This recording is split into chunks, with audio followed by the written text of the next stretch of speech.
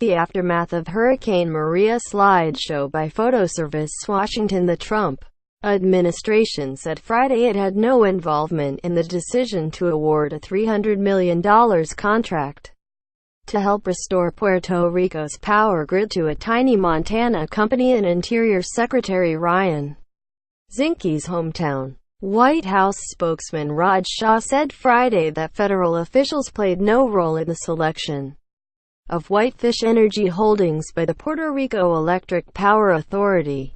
The Federal Emergency Management Agency said in a statement that any language in the controversial contract saying the agency approved of the deal with Whitefish is inaccurate. The contract said the utility would not pay costs unallowable under FEMA grants. But it also said, the federal government is not a party to this contract. The Trump administration is distancing itself from the issue amid a growing number of investigations and a bipartisan chorus of criticism from Capitol Hill.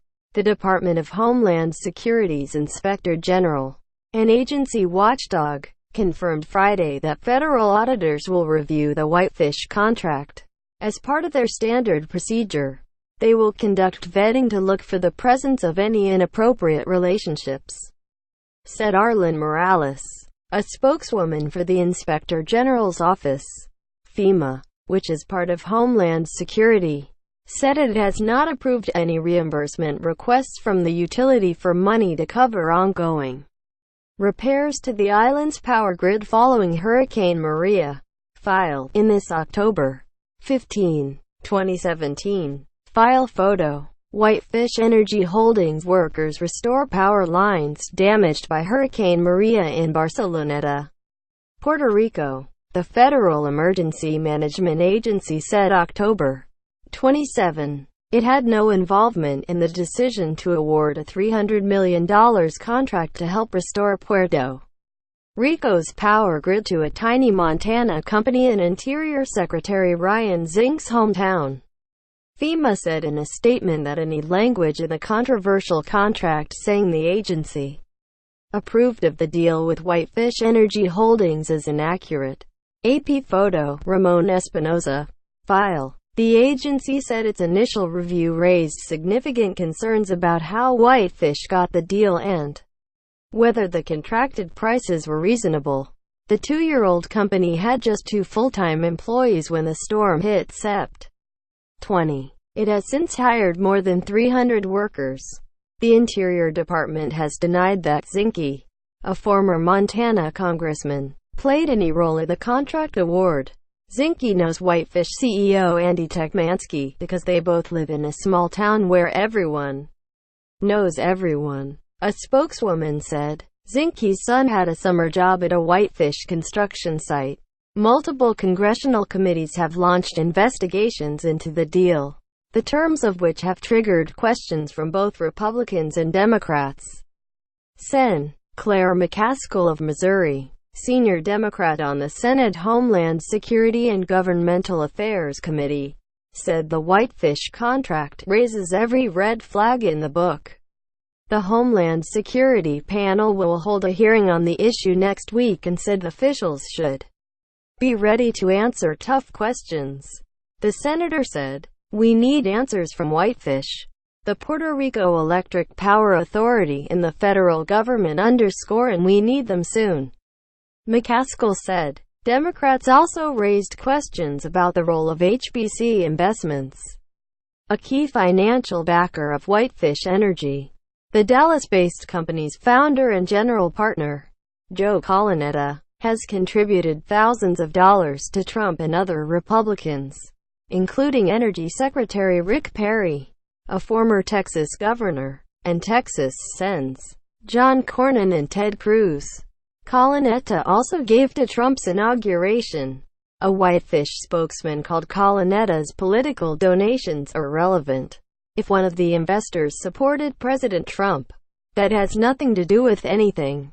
Spokesman Chris Quiames said. Puerto Rico Electric Power Authority Director Ricardo Ramos has praised the work performed by Whitefish so far, saying the company's was the only offer the utility received that did not require a down payment.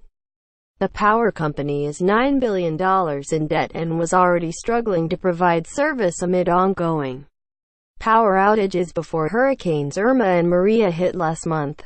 There is nothing illegal going on here, Ramos said Thursday. A federal control board that oversees Puerto Rico's finances said this week it had appointed a former military officer to oversee the work. Retired Air Force Col. Noel Zammit will be responsible for speeding up reconstruction efforts and overseeing coordination with the board, Puerto Rico's government and the federal government. It was not immediately clear whether Zammit would have the authority to void Whitefish's contract. Although under the contract the utility can suspend or terminate the contract for any or no reason, after providing written notice to Whitefish and compensating the company for actual expenses. Board spokesman Jose Luis Chedeno said Zammit was not immediately available for an interview. Power company spokesman Carlos Monroe also did not respond to requests for comment. About 75% of the U.S. territory remains without power more than a month after the Category 4 storm made landfall. Zammit told Puerto Rico radio station WKAQ 580 on Friday that once a judge confirms him as Chief Transformation Officer of Puerto Rico's Electric Power Authority, he will review all of the agency's contracts. "We're going to be incredibly transparent," he said, declining further comment on any issues related to Whitefish. Puerto Rico Public Affairs Secretary Ramon Rosario told reporters on Friday that he wasn't familiar with the contract's details when asked why it includes a clause that prohibits an auditor review of the cost and profit elements of the labor rates. Rosario said only that Puerto Rico's governor already has requested an audit and that the government will turn over all pertinent documents. There are some legitimate claims, Rosario said. If anyone did anything illegal, let them fry in jail. Associated Press writers Danica Cotto in San Juan, Puerto Rico, Ben Fox in Miami and Ken Thomas in Washington contributed to this report. Follow AP environmental writer Michael B. Secker at http://twitter.com/mbsec